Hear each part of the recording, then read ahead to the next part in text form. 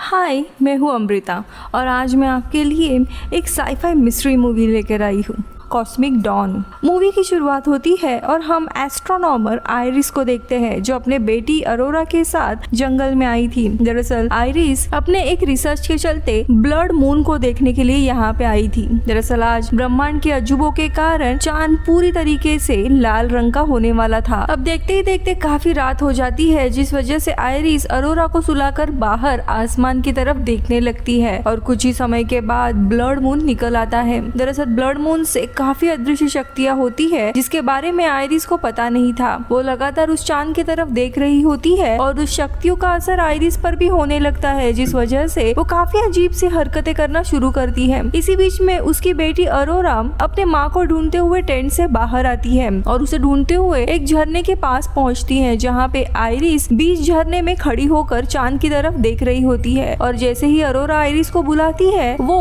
अपने बेटी यानी अरोरा को वहाँ से जाने के लिए कहती है, पर अरोरा उसकी बात नहीं मानती। लेकिन तभी अचानक से जोरदार रोशनी चमकती है जिसमें से आयरिस कहीं पे गायब हो जाती है। जिसके बाद ये सीन यहीं पे कट हो जाता है और हम आगे अरोरा को देखते हैं जो अब काफी बड़ी हो गई थी, कॉलेज में थी। अरोरा एक पार्टी में होती है जिसमें वो काफी नशा कर लेती है, जिसके कारण वो ठीक से चल भी नहीं पा रही थी और बार बार उसे वही सीन याद आ रहा था जब उसकी माँ गायब हुई थी। जिसके बाद वो कहीं पे बेहोश हो जाती है। अब होश में आने पर वो खुद को हॉस्पिटल में पाती है, जहाँ पे एक डॉक्टर उसे बताते हैं कि वो अब बिल्कुल भी ठीक है, लेकिन उसे आगे ड्रग्स ना लेने की सलाह देते हैं, क्योंकि अगर उसने ऐसा किया तो ड्रग्स के ओवरडोज के कारण उसकी जान भी जा सकती है। लेकिन यहाँ पे अरोरा हॉस्पिटल से भाग जाती है और वापस से नशे करने लगती है। तभी उसकी नजर एक बुक स्टोर पे पड़ती है और उस दुकान के सामने एक औरत उसे अजीब तरीके से देख रही होती है, इसीलिए अब अरोरा भी उसकी तरफ बढ़ती है, जो देखकर वो औरत उस शॉप के अंदर चली जाती है। फिर अरोरा भी उस बुक शॉप में चली आती है, लेकिन वो औरत उसे कहीं पर भी दिखाई नहीं देती। और तभी इस बुक शॉप की ओनर वहाँ पे आ जाती है जिसका नाम नैटली होता है। अरोरा अब नैटली से उस औरत के बारे में पूछती है, लेकिन नैटली कहती है ऐसी कोई भी औरत शॉप में नहीं आई है, जो बात अरोरा को भी काफी अजीब लगती है। जिसके बाद वो शॉप में कुछ किताबें देखने लगती है और नैटली उसकी मदद कर रही थी और वो उसे कॉस्मिक डॉन की एक किताब लाकर देती है, जिसे एल्सी नाम के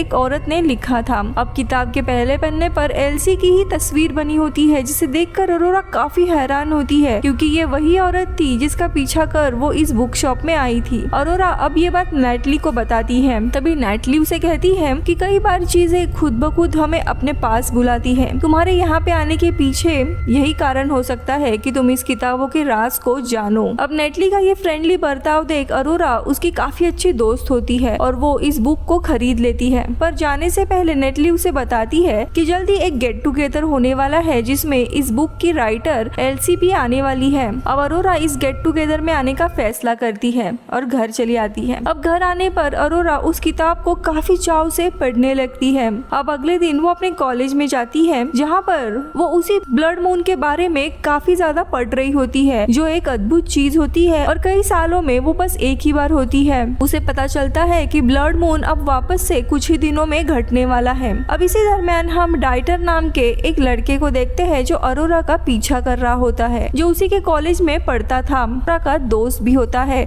लेकिन वो अरोरा को काफी जबरदस्ती से अपने साथ कहीं पे चलने के लिए कहता है, लेकिन अरोरा मना करते हुए अपने घर पे लौट आती है। वो काफी डरी हुई थी, लेकिन उसी समय उसे अपने घर में नैटली का एक लेटर मिलता है जो उस होने वाले गेट टुगेदर के बारे में ही लिखा हुआ था। अब इस पर अरोरा तैयार होकर नैटली के बुक शॉप पर पहुंच जाती है और नैटली उसे बताती है कि ये गेट टुगेदर उसी की शॉप के बेसमेंट में होने वाला था। जिसके बाद वो अरोरा को लेकर बेसमेंट में जाती है, जहाँ पे काफी सारे लोग होते हैं जो अरोरा आते ही उसकी तरफ काफी आश्चर्य से देखने लगते हैं। फिर नैटली अरोरा को एल्सी से मिलवाती है, जहाँ पे एल्सी अरोरा से ऐसे बातें करती है जैसे वो उसे सालों से जानती हो। जिसके बाद यहाँ पे सारे लोग अपना इंट्रोडक्शन देने लगते हैं, जिससे हमें पता चलता है कि उन सभी लोगों ने अपने किसी न किसी खास सदस्य को ब्लड मून के हादसे में खोया है। वही जब अरोरा की बारी आती है तब वो अपने माँ के बारे में कुछ भी पता नहीं पाती, वो काफी घबरा जाती है। अब ये देखते हुए एल्सी खुद उसके बारे में बताने लगती है, जो सुनकर अरोरा को एल्सी के ऊपर काफी शक आने लगता है, इसीलिए वो वहाँ से चली जाती है। उसके पीछे पीछे नेटली आकर उसे समझाते हुए कहती है कि एल्सी भी उस हादसे का शिकार बनी थी,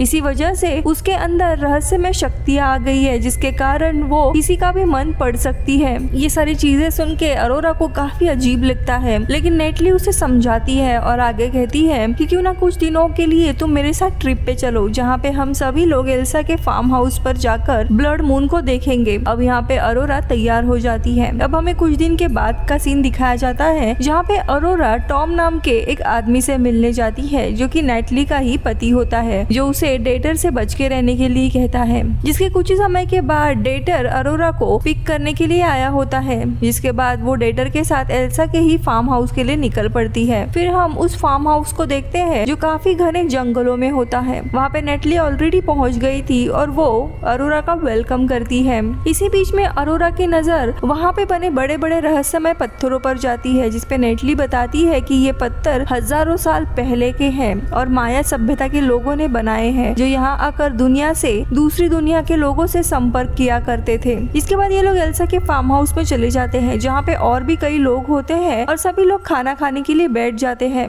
जहाँ पे एल्सा उन्हें एलियंस के बारे में बताती है, लेकिन अरोरा उसके बात पर ज्यादा ध्यान नहीं देती। वहीं पर हम टॉम को भी देखते हैं, जिसे अरोरा यहाँ पे पहली बार मिली थी, जहाँ पे दोनों भी काफी अच्छे दोस्त बनते हैं, क्योंकि दोनों को भी एल्सा की बातें समझ नहीं आती। अब यहाँ पे अरोरा धीरे धीरे बाकी लोगों के तौर तरीके सीख जाती है और उन्हीं की तरह कपड़े पहनती है। और एक दिन टॉम और अरोरा आपस में बात कर रहे होते हैं कि तभी टॉम अरोरा को एल्सा के बारे में बताता है कि कैसे एल्सा ने नेटली के दिमाग पर पूरी तरीके से काबू कर लिया है, जिस वजह से वो अपने परिवार को छोड़कर अकेले ही रहने लगी थी। अब ये बात सुनने पर अरोरा को एल्सा के ऊपर शक और भी बढ़ जाता है, जिसके बाद वो अपने कमरे में वापस आ जाती है, जहाँ पे उसे एल्सा मिलती है, जो अरोरा का ही इंतजार कर रही थी। अब एल्सा उसे एक पौधा देती है और कहती है कि ये पौधा बहुत ही ज्यादा यूनिक है, जो सिर्फ अमेज़न के जंगलों में ही मिलता है। आगे वो कहती है कि इस पौधे में काफी शक्तियाँ हैं, जो उसे भगवान से जुड़ने में मदद करेगा। जिस पर अरोरा उस पौधे का काफी अच्छे से ख्याल रखती है, जिस वजह से उसमें एक दिन फूल भी आ जाता है। वही अब हम फ्यूचर में आते हैं, जहाँ पे हम अरोरा को टॉम के साथ उसके घर में देखते हैं और तभी टॉम उसे फ्रैंक के बारे में बताता है, जो नेटली के पिता होते हैं। फिर दोनों भी फ्रैंक से मिलने के लिए उनके घर जाते हैं। अब पहले तो फ्रैंक अरोरा से कुछ खास बात नहीं करता, लेकिन जैसे ही उसे अरोरा से नेटली के बारे में पता लगता है तो वो खुद को रोक नहीं पाते और काफी ज्यादा रोने लगते हैं। जिसके बाद वो नेटली के बारे में काफी सारी चीजें बताते हैं। वहीं हम पास्ट का सीन देखते हैं, जहाँ पे नेटली उसी फार्म हाउस में होती है और वो काफी चीख रही होती है और तभी वहाँ पे एल्सा आती है, जो उसे उसी पौधे का फूल खिलाती है, जिसके कुछ ही देर के बाद वो बिल्कुल भी ठीक हो जाती है। अब इसके बाद एल्सा अरोरा के कमरे में जाकर उसे भी उस पौधे का फूल देती है, जिसे खाने के बाद अरोरा काफी अजीब सा फील करने लगती है, जैसे वो किसी और के ही काबू में हो। उसे काफी सारे विजन्स आने लगते हैं और वो खुद को स्पेस में अपने माँ आयरिस के साथ देखती है और वो जैसे अपने माँ को गले लगाने के लिए बढ़ती है, वो वापस से होश में आती है, जहाँ पे वो खुद अभी भी फार्म हाउस में ही होती है। इसके बाद हम टॉम को देखते हैं, जो जंगल में किसी से छिपकर बात कर रहा होता है। नेटली को उसके ऊपर शक होने लगता है, इसीलिए वो गुस्से में जाकर एल्सी को उसके बारे में बता देती है। अब एल्सी और डेटर ये दोनों भी टॉम के ऊपर काफी गुस्सा होते हैं और दोनों भी उसे तभी के तभी फार्म हाउस से जाने के लिए कहते हैं, लेकिन तभी वहाँ पे फ्रैंक आ जाता है और वो नेटली को भी यहाँ से चलने के लिए कहता है। दरअसल टॉम ने फ्रैंक से ही बात की थी, जिसके बाद फ्रैंक नेटली को उसके साथ चलने के लिए कहता है, पर वो उसके साथ जाने से मना कर देती है, जिस वजह से गुस्सा होकर फ्रैंक एल्सी पर ही गोली चला देता है, जिससे वो वहीं पर मारी जाती है। वही अब हम फ्यूचर का सीन देखते हैं। एल्सी के मारे जाने के बाद नेटली, टॉम और अरोरा वहाँ से चले जाते हैं और अचानक एक दिन डेटर वापस से अरोरा से मिलने के लिए आता है और उसे वापस से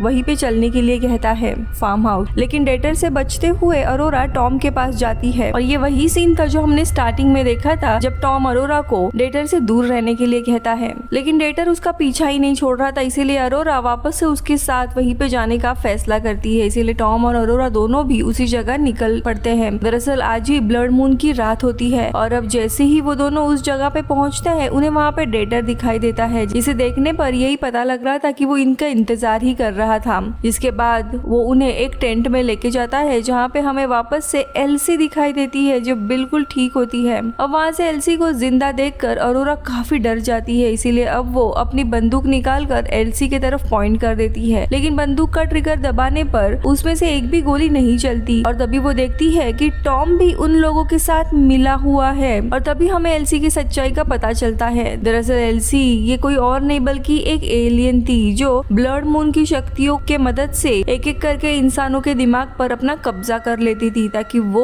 उन्हें अपने ग्रह पर भेज सके जहाँ पे मौजूद बाकी एलियन इंसानों पर एक्सपेरिमेंट करते थे। और अब अरोरा की बारी थी, इसीलिए अंत में एल्सी अरोरा के दिमाग को पूरी तरीके से अपने कब्जे में कर लेती है, जिसके बाद अरोरा को उसके एक सपने में वापस से आयरिस दिखाई देती है और फिर वो दोनों गले मिलते हैं और इसी के साथ ये मूवी खत्म होती है।